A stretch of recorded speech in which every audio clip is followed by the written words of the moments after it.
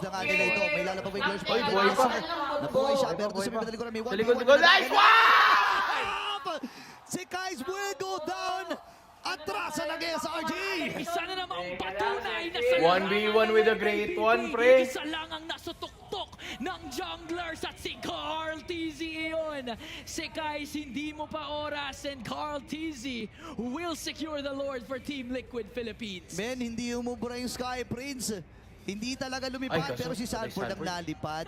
Stormy nakakuha noon. Pwede nilang basagin ito. Op. Hindi nilabas na pati yung Zaman Force ng Jenny Crowley mo Doris Pathway. Kaya pa rin si JP. Nice one! Wala silang pake. Tapusin niyo yan!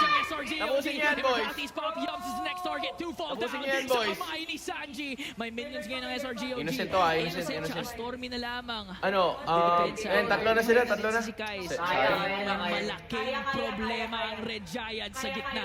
Nako, 30 seconds pa para dito kay Yunus. Masakit. At nandito yung pasugod. Ang Team Liquid Philippines. Yan. Si Kais ito kapahit. Pero si JP. JP, naku, pinasaka ni Stormy. Pero yung Lord, focus lang sa goal ni Mr. Nice one!